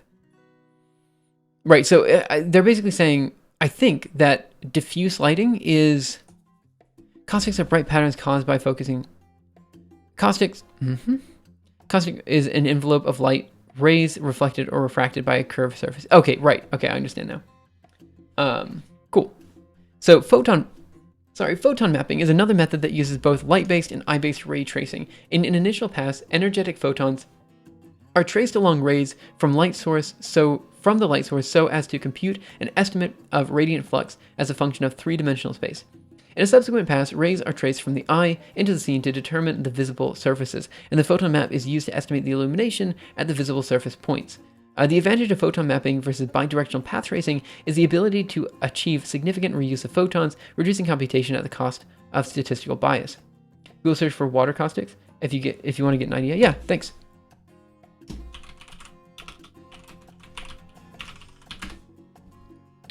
Yeah. I was thinking it was like spherical aberrations and stuff like that. Yep. Okay, what do we have here? So an additional problem occurs when light must pass through a very narrow aperture to illuminate the scene, considering a darkened room with a door slightly ajar leading to a bright lit room, or a scene in which most points do not have direct line of sight to any light source. In such cases, only a very small subset of paths will transport energy. Metropolis light transport is a method which begins with a random search of the path space when energetic paths are found, reuses this information by exploring the nearby space of rays. Metropolis is a name I have not heard in a long time. Not since we talked about the Metropolis hasting method. So Hastings, there we go. Is this the same Metropolis? Or yeah, Nicholas Metropolis. Okay, and let me see. Is this the same guy? Yeah. Oh, no, it's just named after this physicist. It doesn't have to do with that physicist. Like, this person didn't come up with it. Caustics also has an interesting use in computational imaging since they functionally coded aperture. What is a coded aperture? Like, I'm sorry, I'm dumb. Okay, let's keep going. So I think we'll get through this article fine, and then we can talk about what to do with this information. So the right image is showing a simple example of a path of rays recursively generated from the camera or eye to the light source. Using the above algorithm, a diffuse surface reflects light in all directions. Okay, first a ray is created at an eye point and traced through a pixel and into the scene, where it hits a diffuse surface. From that surface, the algorithm recursively generates a reflection ray, which is traced through the scene where it hits another diffusive surface. Finally, another reflection ray is generated and traced through the scene where it hits the light source and is absorbed. The color of the pixel now depends on the colors of the first and second diffuse surface and the color of the light emitted from the light source. For example, if the light source emitted white light and the two diffuse surfaces were blue, then the resulting color of the pixel is blue. Okay, so now we have an example. Constantine also is his middle name. That's pretty, yeah. Standard aperture is a circle. A coded aperture is an unusual shape that makes the deconvolution easier. Oh, right. Okay, I understand now. Path tracing feels a lot like it makes more sense as photons operate like Monte Carlo, or am I just wrong? I think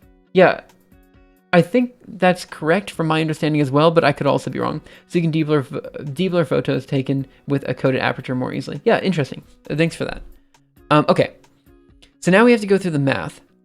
Again, I feel like I want to skip the math and come back to the math because it seems like this is relatively, well, maybe we go into it. Let's go into it, see what happens.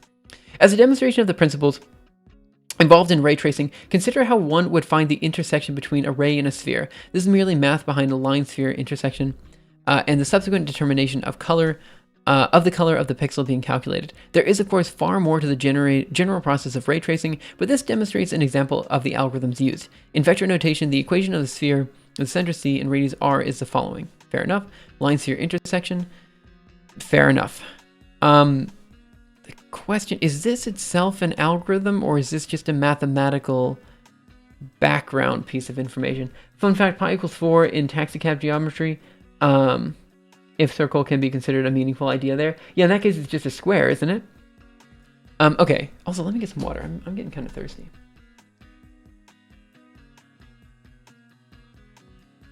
Yeah, it seems like it's just math, because it seems like we can analytically calculate this. Yeah, okay. So let's keep going. In vector notation, we have that as the equation for the sphere. I guess that's true. Yeah, sure, that's true. Any point on an array starting from point S with the direction D, here D is a unit vector, can be written as the following. So X is S plus TD. Fair enough.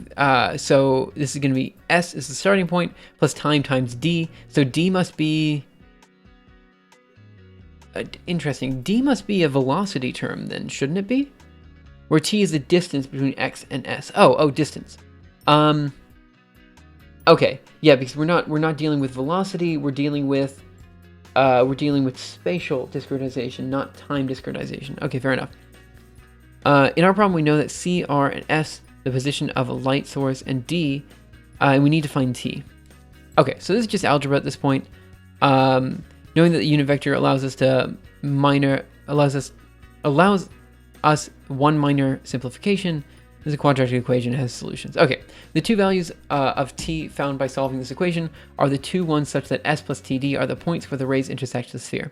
Any value which is negative does not lie on the ray, but rather in the opposite half line. Okay, there's a lot to learn here. What's the half line?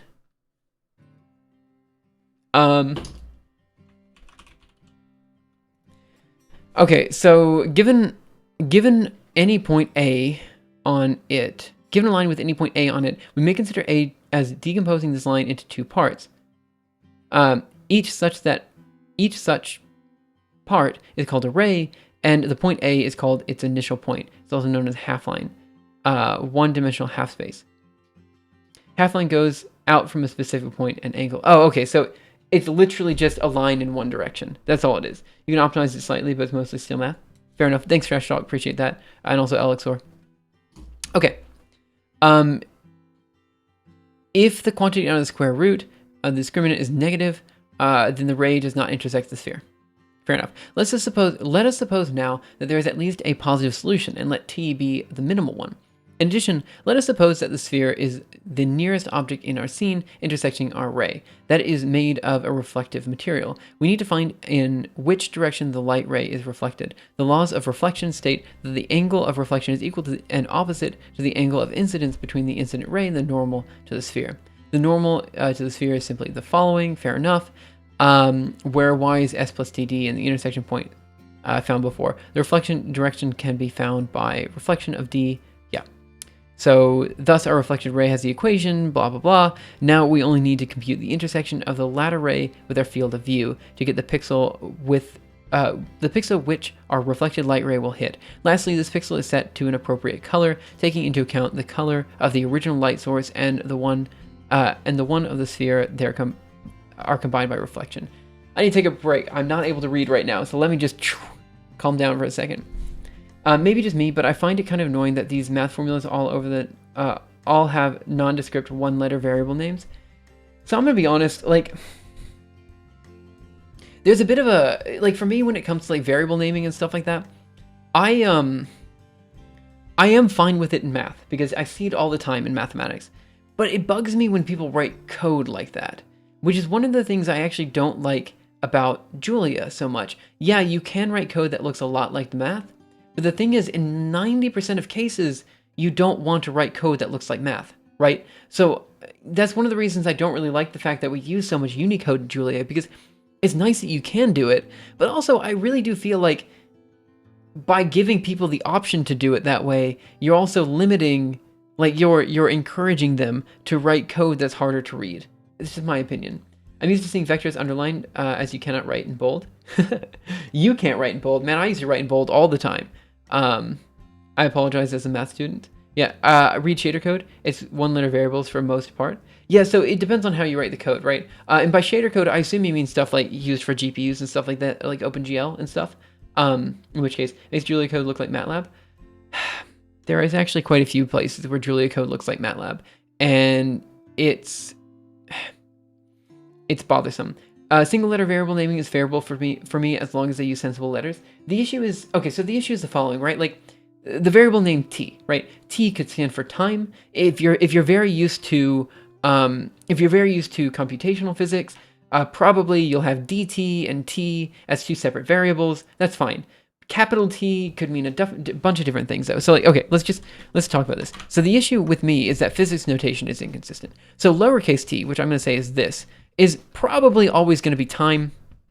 dt, again, probably always, you know, the derivative of time or some sort of discretized time. Okay? But now the question is, what is capital T? Well, for me, capital T usually stands for potential energy. That's just what I'm used to calling it. But nowadays, T could also stand for temperature. Or it could stand for a number of other things, right? And so the issue is, honestly, probably, T should never have been the variable that people use to notate potential energy. That probably is not something people should have done, but it is something people do, you know? Because usually they'll say that the total energy of the system is going to be equal to T plus V. And actually, I just realized T is, I think, usually kinetic energy. I'm not really sure. Let me look that up. So we're gonna look up Lagrangian. It's been a while. It has been a while, hasn't it? Let's go here, Lagrangian mechanics, and usually, yeah, T minus V, where T is the total kinetic energy. I do apologize for that. It's the kinetic energy, not potential energy. I'm just dumb.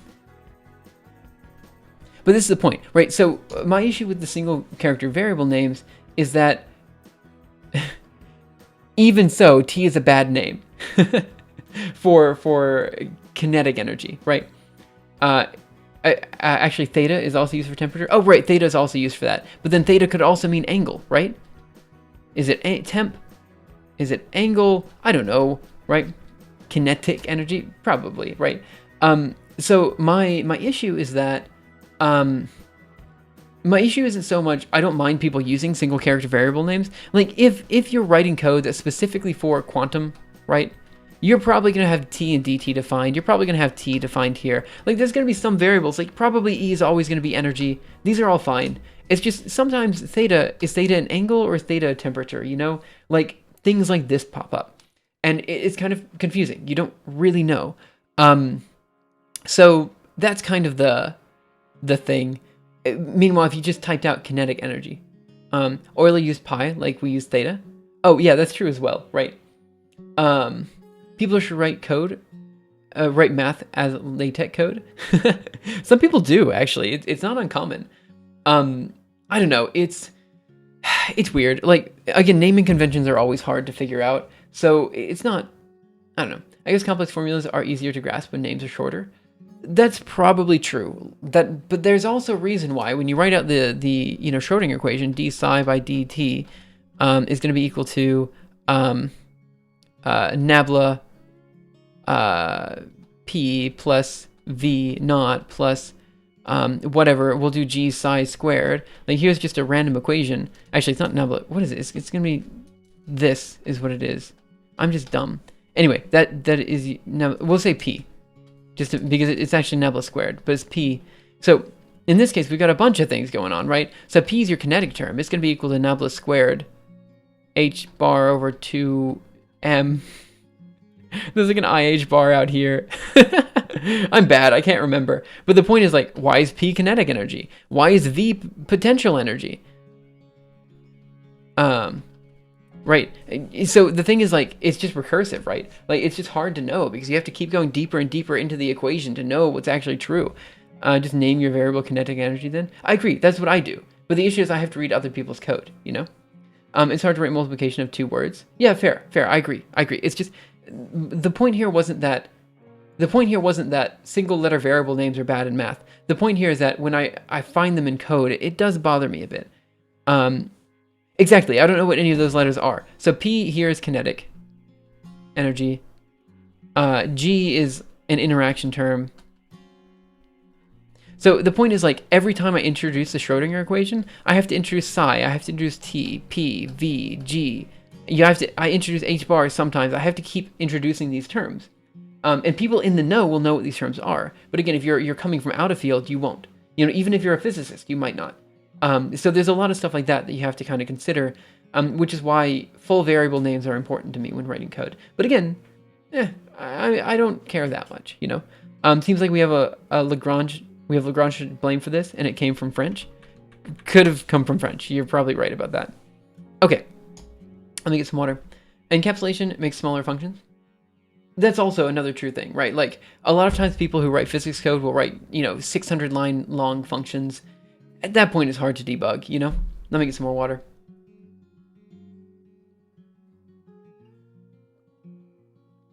So I think we only have a few more sections left to this. Oh, whoa, interactive ray tracing is long. Let's just read, I don't think we're gonna go through all that, but I do think we'll at least get through the adaptive bits, the adaptive depth control and the bounding volumes and see where we want to stop. So adaptive depth control means that the renderer stops generating reflected and transmitted rays when the computed intensity becomes less than a certain threshold. There must always be a set maximum depth, or else the program would generate an infinite number of rays, but it's not always necessary to go to the maximum depth if the surfaces are not highly reflective. To test for this, the ray tracer must compute and keep the product of the global and reflection coefficients as the rays are traced. This is totally fair. Example, let kr is equal to 0.5 for a set of surfaces, then from the first surface to the maximum contribution is 0.5. For the reflection from the second, 0.5 times 0.5 is 0.25, and the third is 0.125, 0.0, so on and so forth. In addition, we might implement a distance attenuation factor, there we go, such as 1 over d2, which would also decrease the intensity contribution. For transmitted ray, we could do something similar, but in that case, the distance traveled through the object would cause an even faster intensity decrease. An example of this, Hall and Grimberg found that even for a very reflective scene, using this with the maximum depth of 15 resulted in an average ray tree of depth of 1.7. Okay, don't know what those numbers mean, but the idea is relatively straightforward. We send a ray out, and we basically just say, look, after you reflect enough, just don't worry about it anymore. Have you ever tried Reader View in Firefox? I don't know what that is. This view up here? Is this the button? This is show sidebars. I can try it. I don't know what button it is. The equation usually says underneath where psi equals, but no one reads the code comments. Oh, yeah, right, but also, like, code comments are a bit... So paper comments are one thing. Like, you'll say where psi is equal to this, where blah, blah, blah. Oh, I see. That's exactly your point. Sorry, I now understand your point. You're making the point I was just about to make. Yeah, in papers, you read where psi equals this, but in code, you don't typically read that. Correct. You drink coffee or Red Bulls? I don't drink any caffeine. By the way, have you ever tried Reader View? Well, in French, I'd say énergie cinétique and énergie potentielle. I'm so sorry. I don't know French. I lived on coffee and Red Bull in college. I avoid them now because they generally aren't good for you. I know someone mentioned it here. Why is kinetic energy called? Oh, this is actually, yeah, let me open this up. Appreciate that. That must be the Lagrange thing that you mentioned. It's next to the percentage zoom, I think. The percentage zoom. This? Save to pocket. Because the percentage zoom is here, right? So I don't think I want to save to pocket. Maybe here? I'm not seeing it. Maybe it's in the... here? I don't know. Sorry about that. Oh, I just deleted... I wanted that. Let me open it up again. Over here, paste that. There. The usual explanation is that T comes from travail, the French word for work, which is a difference in kinetic energy, and V is from another French word, voltage, a difference in potential. Yeah, fair enough. Okay, the paper icon next to the 170%. Ray tracing. Oh. I don't like that. I don't like that at all. Oh no. I guess I have to make it big again. That makes all the images... Okay, let's go back. Okay, it's probably fine. I'm not used to it, so when things change on me, I freak out. Let's see. Indeed, would be from Travail. But fun fact, we use W for the work in French. Wikipedia is getting a new UI. We don't need Reader View for that when Wikipedia comes out. I like Wikipedia's UI a lot, so I'm going to be very sad when it changes. I genuinely thought you described the language as Czech based on how badly you mispronounced it. I'm so sorry. The problem is, like, when I look at French words, I can read them and I can understand what they're trying to say most of the time. But I cannot pronounce it to save my life. I can't think clearly when on caffeine. Fair enough, neither can I. Oh, at least I don't think so. I've actually never had caffeine. Like, I had, like, I guess Mountain Dew when I was younger. Like, maybe 10 or something. But I stopped caffeine when I was, like, 14. And then I just never really drank it again. It just wasn't... I didn't understand it. Like, why... What's the point? I don't get it. I guess I just don't understand caffeine as a concept. So let's see. It only appears on some pages. You know you can Control-Shift-T to reopen closed tabs. I knew there was a keybind for it, but I didn't know what it was. From unless you reopen closed tab. You can instantly reopen tabs. Thanks, guys. I appreciate that. Okay. So let's take a look at bounding volumes. And then after that, I think we'll skip the interactive ray tracing and we'll move on to the next section after that. So enclosing groups of objects in sets of hierarchical bounding volumes decreases the amount of computations required for ray tracing. A cast ray is first tested for an intersection with the bounding volume, and then if there is an intersection, the volume is recursively divided until the ray hits the object. The best type of bounding volume will be determined by the shape of the underlying object or objects. For example, if the objects are long and thin, then a sphere will enclose mainly empty space compared to a box. Boxes are easier to generate hierarchical bounding volumes. Note that using a hierarchical system like this, assuming that it's done carefully, changes the intersection computational time from a linear dependence on the number of objects to something between linear and logarithmic dependence. This is because for a perfect case, each intersection test would divide the possibilities by 2 and result in a binary tree type structure. Spatial subdivision methods discussed below try to achieve this. So I guess the idea is we have some object that's reflecting and we just bound that object. And then we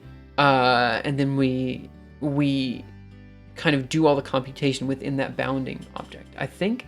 So what's the difference between actually between ray tracing and path tracing? I've been able to find a good answer. I don't know. My understanding is path tracing is more of a Monte Carlo approach, like a shooting style algorithm where you do a whole bunch of rays, but you don't do all the rays, whereas ray tracing does all of them. But let me actually Google that. Path tracing versus ray tracing. Yeah, path tracing is a type of ray tracing when using path trace. Oh, path tracing is a type of ray tracing. Okay, so my guess is path tracing is a type of ray tracing that just uses few arrays via Monte Carlo integration scheme. Fair enough. Okay, good. I hope that made sense. So subtrees should contain objects that are near each other and further down the tree, the closer the objects. The closer... Subtrees should contain objects that are near each other, and the further down the tree, the closer the should be the objects. So it's like an octree type of thing. The volume of each node should be minimal. The sum of volumes of all bounding volumes should be minimal. Greater attention should be placed on the nodes near the root, since pruning a branch near the root will remove more potential objects than one further down the tree. The time spent constructing the hierarchy should be much less than the time saved using it. Okay, so I don't think we need to do that optimization. I'm going to say for the algorithm archive stuff, we probably do want to do adaptive depth control, maybe, but I don't think we want to go much further than that. And then we're going to say computational complexity. Various complexity results have been proven for certain formulations of the ray tracing algorithm. In particular, the decision version of the ray tracing problem is defined as follows. Given a light ray's initial position and a direction and some fixed point, does the ray eventually reach that point? Then the reference paper proves the following results. Ray tracing in 3D optical systems with a finite set of reflective or refractive objects represented by a system of rational rotational quadratic inequalities is undecidable. Interesting. So ray tracing in a 3D optical system with a finite set of reflective or refractive objects represented by a system of rational quadratic inequalities is undecidable. Ray tracing in 3D optical systems with a finite set of refractive objects represented by a system of rational linear inequalities is also indecidable. Ray tracing in 3D optical systems with a finite set of rectangular reflective refractive objects is undecidable. Is anything decidable? Ray tracing in 3D optical systems with a finite set of reflective or partially reflective objects represented by a system of rational linear inequalities is piece-face hard. I need to digest something really quick. Let's see, I think I get it now. Interactive ray tracing, by any chance, have you seen Shader Toy? I've seen it, yeah, I haven't used it so much. Ray tracing in 3D optical systems with a finite set of reflective or partially reflective objects represented by a system of rational linear inequalities is piece-face hard. But if they're quadratic inequalities is undecidable. Okay, so we only have bounding complexity in the case that they are linear inequalities. So for any dimension equal to or greater than 2, ray tracing with a finite set of parallel and perpendicular reflective surfaces represented by rational linear inequalities is in p-space. Wow. Nothing is possible if you believe. Oh man, there is... okay, I hate it so much, but there's this one thing. There's this one thing that I heard one time as a response to, I said, this is not possible. And then someone responded with, first of all things are possible through Jesus Christ, so jot that down. And for some reason, every time someone says, that's not possible, I immediately, my head goes to doing some stupid religious joke about how, like, everything's possible through Christ, so, you know. And I'm like, come on, like, why? Why does my head go to that space? I think linear versus quadratic bit is a flat versus curved object. I think that's probably true, right? Because quadratic would be, yeah, so if everything's squared, then it's in p-space. So let's just keep going. So I have another question then. We did a 2D ray tracing example. Jesus can solve halting problems. Probably this one. We had it. Ray tracing graphics? No. Interactive. Oh, hello. Where was that demo we had? This one? Nope. We had a demo. I promise. We had a demo. What happened to the demo? Email sent. Oh, good. Jesus knows the set. Jesus knows the set containing all sets. Well, no, that I really should not have brought up any like religious. Should not have done that. Okay, 2D ray tracing in Webgl. Last year, I experimented with a 2D ray tracer as a debugging tool when working with the new sampling techniques. Running the ray tracer in 2 dimensions often helped simplify problems and made it easier to visualize the process involved. So the issue with this that I have is that this discussion is not... Okay, hear me out here. This is cool, like really cool, but is this ray tracing? I would, before today, I would have called this ray tracing. This thing that we have here, I would have called ray tracing. But now after reading, it seems like ray tracing is specifically a rendering technique, which says to me, because this isn't, because we're just tracing all rays that are coming from a light source, but we're not going to a camera, it seems to me like that's not the definition of ray tracing. Is a rendering technique for generating an image by tracing the path of light as pixels. This technique is capable of producing... well, for each pixel, you trace a ray from your point to the light and check if you see it. In some senses, it can be called ray tracing. The camera is the ground. The camera is the ground. Yeah, okay, you could say that. It is ray tracing with a moving light source, with static camera position. In 3D computer graphics is probably the important part. Okay, you're right. 2D ray tracing is a different beast. You're right. A 2D ray tracer. So probably to keep everyone happy, I should probably do exactly what Coding Train did and call it ray casting instead of ray tracing. I think that's probably what we want to do. Probably. But the question is, should we do it in 3D? Why not? I mean, maybe.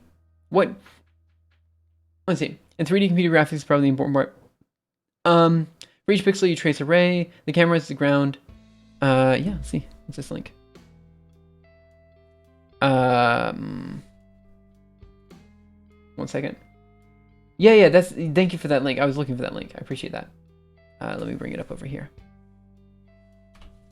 And then there's a big try it in your browser button that I learned about. That was fun. Let's see. So 2D images you see there are just points of radiant flux, I think. Right. So I do think we're at about the 2-hour mark. So I think this is roughly the place that we're gonna wrap up for today. If there's somebody that you want to raid at the end of stream, let me know. In fact, let's do Oh Bother. I feel like it's been, well, no, wait, they are not doing science and tech. So maybe we do someone else this time. We could do math. We could do Lana Lux. It's been a while since we did Lana. We could do, yeah, just if there's somebody that you want to raid, let me know at the end of stream. I'm still going to do a bit more conversation about this. So what do you guys think? I did want to show this 2D ray tracing demo. Like, this is what I was hoping to do. I'm not sure. I'm not sure I can call this ray tracing. I mean, certainly ray casting, right? 2D ray casting, but I'm a bit worried about, I get too, like, the issue is, okay, so YouTube comments and Twitch chat and all this kind of stuff, more than anything else, has made me very pedantic. Is that the right word? Pedantic.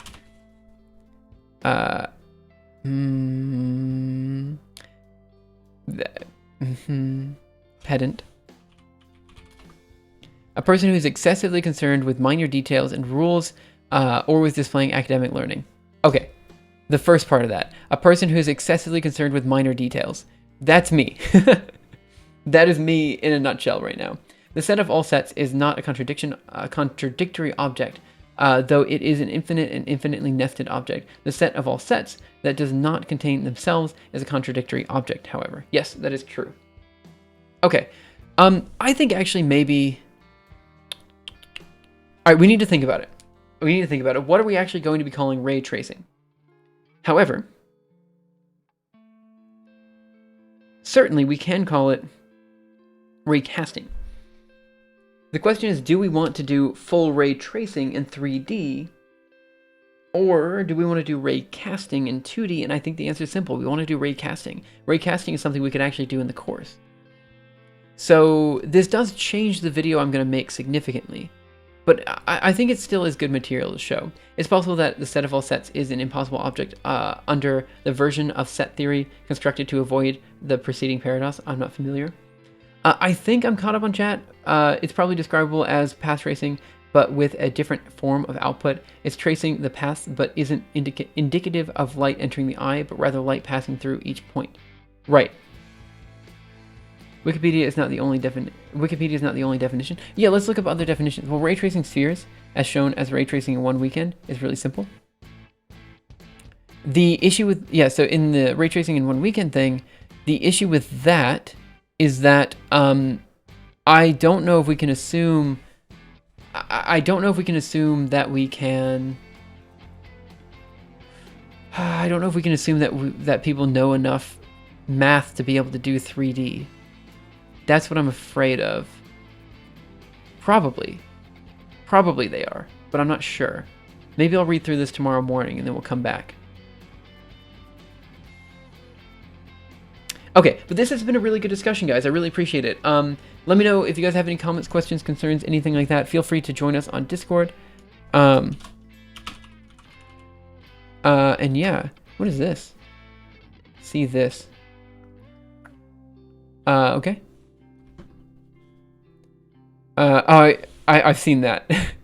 I've definitely seen this before. It's quite nice. Okay. 1 second. What? Okay. So I think that is where we'll leave it for today. We learned a lot. I did a lot today. We got a lot done. CM Griffing? We could do CM Griffing. Yeah, why not? We could do CM Griffing. So what do you guys want to do? More math or more computer science? It's up to you. Or more programming. So math or programming? Which one? It's up to you. Well, if we want to do more programming, we'll do CM Griffing. If we want to do more math, we'll do Tanoi. Tainoi. So programming. So we've got at least 1 vote for programming. 2 votes for programming. Looks like the math people are they're falling behind. So we'll do programming. Let's go start that raid. I like this wiki stream. Yeah, we'll probably do more. I tend to do these a lot. Sleeping. Okay. So let's go start the raid on CM Griffing. So raid CM Griffing. And And that will be it for today. Thank you guys so much for coming in. Have a wonderful day, night, afternoon, morning, evening, whatever time it happens to be your time. I promise I'll be streaming longer tomorrow.